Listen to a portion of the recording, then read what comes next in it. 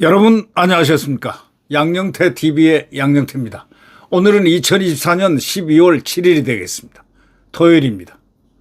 여당인 이 국민의힘 한동훈이가 오고 난 다음에 이 여당이요, 한동훈계는 입장이 이재명과 똑같습니다. 한동훈 발언 후에 종일 의원총회를 어제 했습니다. 친한계 상당수가 이번 탄핵에는 반대한다, 이렇게 분명히 얘기를 했다는 놀라운 사실이 지금 드러나고 있습니다. 윤 대통령이 향후 계획을 국민에게 밝혀야 한다라는 얘기도 나왔는데 사실상 대통령이 오늘 담화가 있지 않을까 하고 저는 예상합니다. 오늘 그의 마음을 일부 밝히는 그러한, 대통령은 솔직한 분입니다. 우리 대통령은 여러분 잘 보셨다시피 너무 솔직하기 때문에 한동훈이가 그걸 약점으로 삼아서, 너무 솔직한 걸 약점으로 삼아서 대통령을 갖다가 능욕을 하고 뒤에서 칼로 빗으로 찔러대고 이 짓을 하면서 자기가 여권의 주자로 굳히려고 환장을 했습니다. 그러나 그 환장은 환장으로 끝날 것입니다. 이루어지지 않을 것입니다.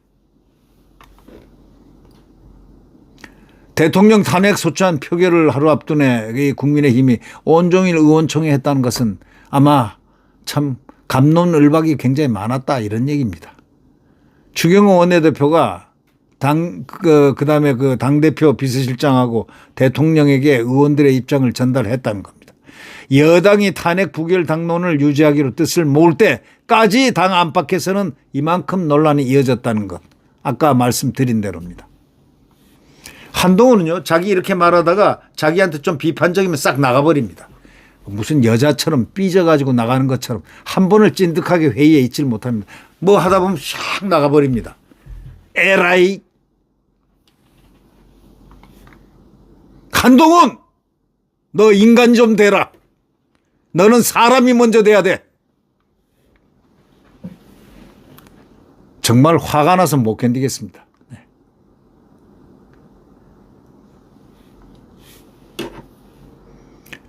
한동훈이가 윤 대통령 직무정지가 필요하다면서 탄핵 반대 당론과 배치되는 입장을 공개적으로 밝힌 것이 발단이 돼가지고 어제 하루 종일 국민의힘이 정말 릴레이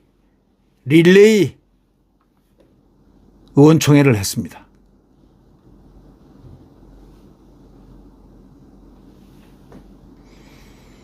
대통령과 공동 책임을 져야 되는 자가 지가 마침 대통령으로 착각을 하는 이 한동훈, 대통령은 엄밀히 우리 국민들이 뽑은 대통령이고, 한동훈 저자는 당원 몇 명 해가지고 62.3 그것도 정치 공작을 해가지고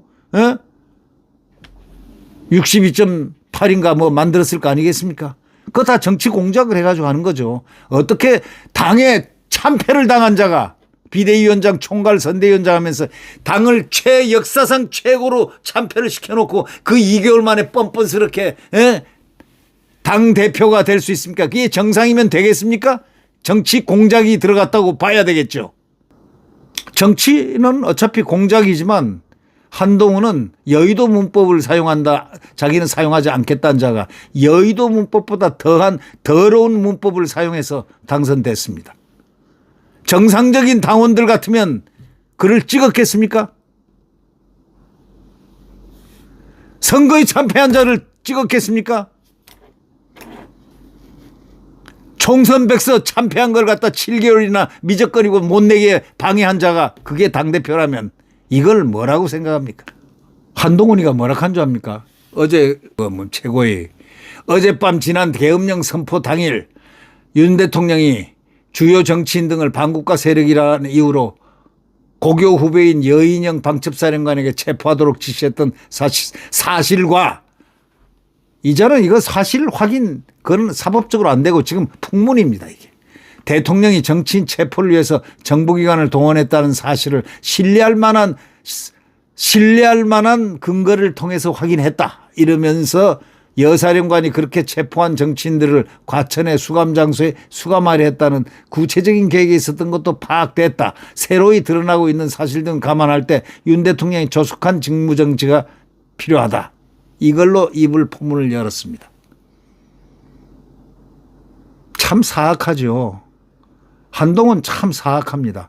지금 이것이 전부 여당에서 한 얘기입니다. 야당에서 이재명이 한 얘기를 그대로 복사판으로 외치고 있는 겁니다. 이재명이 한 것에 바로 몇십 분 지나지 않아서 이 복사판을 그대로 말한 겁니다.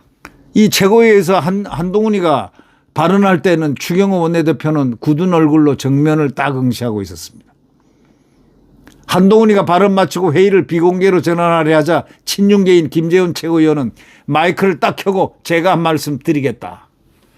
한 대표는 당직자에게 비공개로 전환하세요라고 했지만 김 최고위원은 저는 최고위원으로서 탄핵 소추될 만한 사실관계를 아직까지 확인하지 못했다 하면서 발언을 이어갔습니다.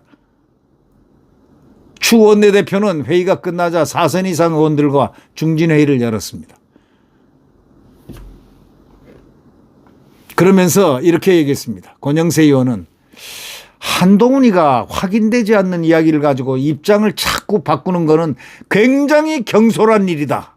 이렇게 말했고 윤상현 의원은 한동훈 말이 100% 설령 가정을 해서 옳다고 치더라도 우리는 나름의 전략적인 검토가 필요하다. 비슷한 시각들입니다. 한동훈은 장동혁, 정성국 등 친한계와 비공개로 회동을 했습니다.